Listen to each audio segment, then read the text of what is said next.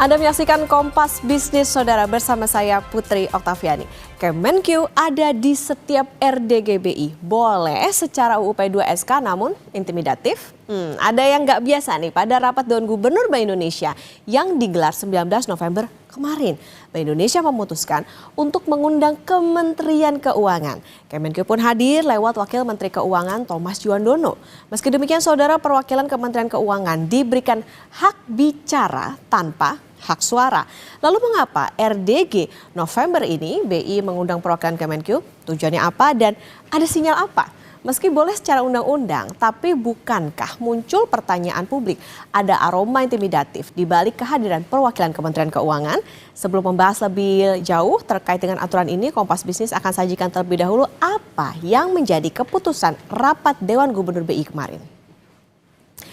Oke, jadi di BI Rate 2025 ini adalah data yang kami sajikan saudara. Jadi BI ini kembali mempertahankan suku bunga acuan atau BI Rate di level 4,75%. Nah, keputusan ini masih melanjutkan tren pelonggaran kebijakan moneter akomodatif untuk mendukung pertumbuhan ekonomi Indonesia.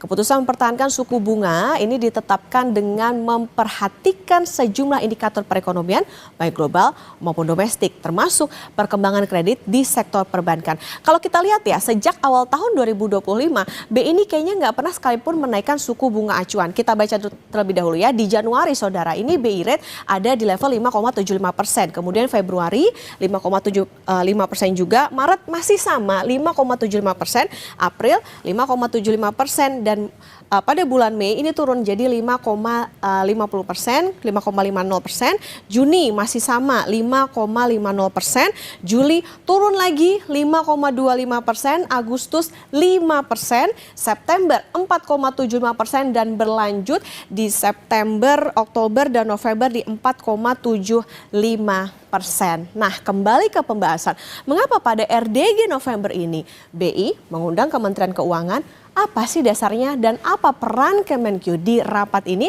Berikut pernyataan lebih jelas dari Gubernur BI Peri Warjio. Maka Dewan Gubernur melalui surat undangan Gubernur Bank Indonesia mengundang kehadiran Menteri Keuangan tersebut dimulai dalam rapat Dewan Gubernur bulanan bulan November 2025 yang dilakukan melalui surat undangan Gubernur Bank Indonesia mewakili Bank Indonesia. Dalam hal kehadiran Menteri Keuangan itu diwakili oleh Wakil Menteri Keuangan, maka diperlukan surat kuasa dari Menteri Keuangan. Untuk berdasarkan hal-hal tersebut, maka pada hari ini untuk rapat Dewan Gubernur, kehadiran Menteri Keuangan diwakili oleh Wakil Menteri Keuangan Bapak Thomas Juwandono sebagai wakil pemerintah berdasarkan surat kuasa Menteri Keuangan. Itulah yang dapat kami jelaskan. Nah, dari kehadiran Menteri Keuangan yang diwakili oleh Wakil Menteri Keuangan tadi, banyak informasi yang sangat bagus dalam mempererat koordinasi fiskal dan moneter. Nah, saudara, Gubernur BI Peri Warjio juga memastikan undangan terhadap Kemenq telah mengikuti aturan yang berlaku, yaitu Undang-Undang tentang Bank Indonesia. Ini kita lihat terlebih dahulu ya, UU tentang Bank Indonesia pasal 43 ayat 1 yang berbunyi sekurang-kurangnya 1 kali dalam sebulan untuk menetapkan kebijakan umum di bidang moneter yang dapat dihadiri oleh seorang menteri atau lebih yang mewakili pemerintah dengan hak bicara tanpa hak suara. Nah, lebih lanjut, Dewan Gubernur BI menilai Menteri Keuangan ini perlu hadir dalam setiap RDG BI untuk mempererat koordinasi kebijakan moneter BI dan kebijakan fiskal pemerintah. Nah, untuk membahas saudara lebih jelas arti dan apakah ada potensi intimidatif dari kehadiran perwakilan Kementerian Keuangan di rapat Dewan Gubernur, serta apakah keputusan BI mempertahankan suku bunga di 4,75% sudah tepat, Kompas Bisnis akan langsung membahasnya dengan ekonom dari Universitas Paramadina, Wijayanto. Sambil Pak Wijayanto, selamat pagi. Selamat pagi, Mbak Okta. Ya, Pak Wijayanto, ini menarik. Kemarin ini kayaknya Wamen Thomas Juwandono hadir mungkin memang secara undang-undang ini diperbolehkan Pak, tapi apakah menjamin kehadiran Kemenkeu ini tidak bisa dikatakan intimidatif terhadap keputusan dari Bank Indonesia? Ya, persepsi bahwa kehadirannya itu membawa kesan intimidatif itu sangat kuat. Apalagi kehadiran ini baru yang pertama kali sejak catatan saya ya, sejak Undang-Undang BI itu dikeluarkan tahun 1999. Kemudian yang kedua, ini juga hadir pada saat ada persepsi di mana Kemenkeu terkesan intervensi terhadap kebijakan-kebijakan BI, misalnya terkait dengan isu likuiditas yang baru saja berlalu. Kemudian juga isu independensi BI yang didorong untuk menjalankan burden sharing. Jadi kesan intimidatif itu sangat kental, walaupun menurut UU ini diperbolehkan. Tetapi kembali Mbak Okta, kalau kita lihat bunyi undang-undangnya, ini kan dapat mengundang. Artinya sebagai default dalam kondisi normal itu tidak hadir. Dapat itu artinya ketika kondisi extraordinary. Sehingga justru mengesankan bahwa ada sesuatu yang tidak beres di ekonomi kita, sehingga dalam rapat RDG itu kementerian dilibatkan. Oke, berarti ini menjadi suatu sinyal bahwa memang ada sesuatu nih kayaknya yang perlu dari Kemenkeu tahu atau dari pemerintah tahu. Berarti kan artinya pertanyaannya gini Pak, apa jaminannya atau parameternya yang publik bisa lihat nih bahwa kebijakan Bank Indonesia ini bebas intervensi, tapi bisa dijawab di segmen berikutnya Pak Wijayanto, tetap bersama kami. Kembali di Kompas Bisnis Saudara, dan kita akan melanjutkan perbincangan bersama dengan ekonom dari Universitas Paramadina Wijayanto Sambin. Pak Wijayanto, kita lanjutkan kembali. Tadi kan disebutkan bahwa memang sebetulnya boleh nih Pak secara aturan kalau misalnya Kementerian Keuangan, dari pihak Kementerian Keuangan ini datang saat RDG. Tapi ada nggak Pak jaminannya atau ini juga untuk menjawab keresahan publik gitu, bahwa publik ini bisa lihat kalau kebijakan Bank Indonesia ini bebas intervensi meskipun kayak kemarin Kemenkeu datang waktu RDG. Iya, intervensi atau tidak intervensi itu bisa dilakukan dengan berbagai cara. Pertemuan informal, komunikasi informal, kehadiran formal seperti RDG ini, atau pertemuan dalam forum-forum FSSK begitu ya. Nah, yang menjadi tantangan dan permasalahan sebenarnya lebih ke masalah persepsi. Jadi seolah-olah kehadiran ini itu menjustify concern publik, concern investor selama ini bahwa BI itu berkurang independensinya. Beberapa fenomena bulan-bulan terakhir kan sangat kencang begitu ya. Jadi saya melihat idealnya persepsi itu jangan dipelihara, sehingga kehadiran Kemenkeu dalam RDG BI menurut saya jangan dijadikan sesuatu yang sifatnya rutin, tetapi hanya diundang ketika memang ada isu-isu krusial saja. Memang ada banyak negara di mana sentral bank itu mewajibkan Kementerian Keuangannya hadir, seperti misalnya Jepang, Australia, Inggris, begitu ya. Tetapi ini praktek yang sudah mereka lakukan sejak puluhan tahun yang lalu. Ada negara yang Kemenkeu-nya tidak pernah hadir seperti Kanada, Amerika, Singapura. Jadi masing-masing central bank itu mempunyai style tersendiri. Nah, ketika Indonesia dari tadinya tidak pernah dihadiri Kemenkeu, kemudian tiba-tiba dihadiri perwakilan dari Kemenkeu, ini tentunya mengundang pertanyaan besar. Jadi sekali lagi Mbak Okta, ini adalah permasalahan persepsi sebenarnya, bukan permasalahan real intervensi. Oke, artinya gini Pak, berarti kalau bisa tadi dikatakan kalau bisa jangan rutin, jadi jangan persepsi itu jangan dipelihara. Berarti Kemenkeu-nya juga harus menjelaskan dong kenapa mereka kemarin hadir di RDG, bukan cuman pernyataan dari pihak Dewan Gubernur BI saja soal mereka ini lagi membangun koordinasi yang baik gitu dengan pemerintah. Ya, saya melihat memang triggernya kan dari BI. BI menyampaikan undangan. Ketika diundang, tentunya Kementerian Keuangan harus hadir karena sebagai sikap hormat antar institusi gitu ya. Tetapi kehadiran itu kan kemudian mengundang persepsi yang tidak kita inginkan. Sekali lagi, kita ini sekarang sebenarnya sedang bermain di era di mana persepsi itu sangat kuat. Apalagi kalau kita berbicara rupiah, ini kan sedang dihantam oleh berbagai tekanan. Sehingga bisa diartikan saat ini sebenarnya rupiah merupakan mata uang salah satu yang paling lemah di dunia. Jadi image itu harus dijaga. Apapun untuk memperkuat rupiah itu harus dijalankan. Sesuatu yang sifatnya substantif berupa kebijakan atau sesuatu yang sifatnya persepsi. Seringkali itu performance itu lebih penting daripada substansi. Jadi ketika dua orang ketemu, itu orang sudah bisa memikirkan hal-hal yang sebenarnya tidak dibahas dalam pertemuan itu. Lebih kuat pesan yang disampaikan daripada sekedar narasi yang disampaikan.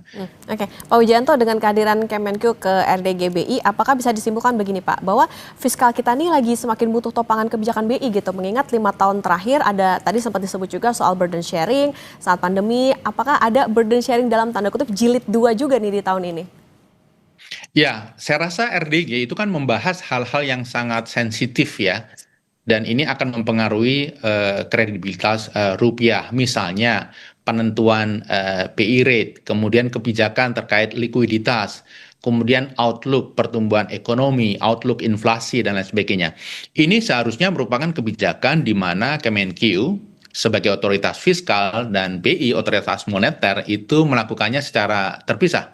Kalau dilakukan secara bersama, nanti tidak ada check and balances gitu. Sehingga menurut saya cost itu lebih besar daripada benefit terkait dengan kehadiran Kemenq.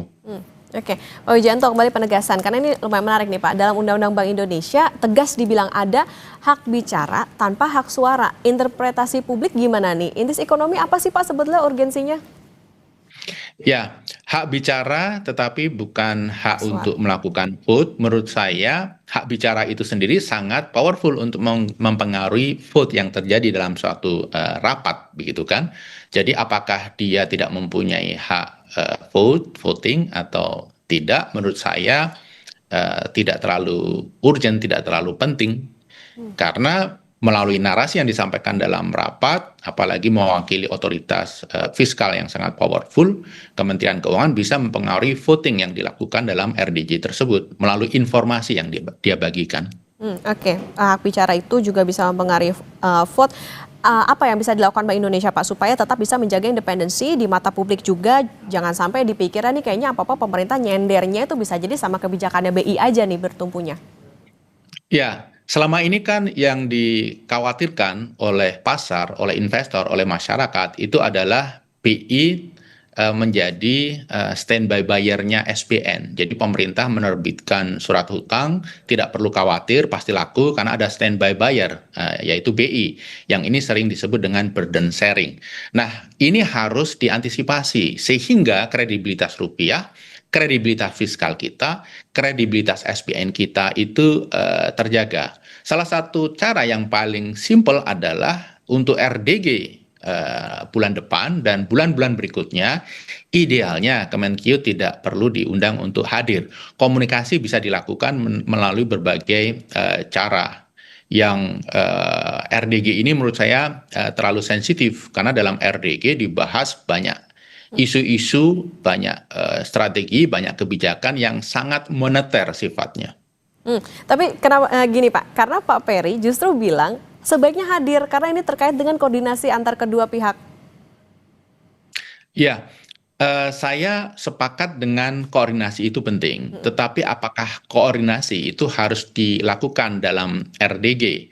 Menurut saya ada forum-forum lain yang bisa dimanfaatkan untuk menjalankan koordinasi itu. Tadi saya sampaikan ada forum SSK ya, Stabilitas Sistem Keuangan, kemudian ada juga pertemuan-pertemuan informal yang bisa dilakukan untuk sharing informasi gitu ya. Yang ini tidak sensitif karena kalau RDG ini meeting paling penting yang dilaksanakan oleh BI untuk mengambil kebijakan-kebijakan strategis kemudian dihadiri oleh pihak non otoritas moneter, ini menurut saya membawa persepsi yang kurang positif dan ini harus dihindari. Oke, kembali lagi ke frasa soal dapat itu tadi ya Pak ya, berarti bisa dihadiri kalau memang ada sesuatu atau ada sesuatu yang sangat mendesak. Pak Wijayanto, kita ke soal Bank Indonesia pada bulan ini kan kembali tahan suku bunga nih Pak di 4,75%. Analisis Anda terutama soal konteks koordinasi fiskal moneter seperti apa?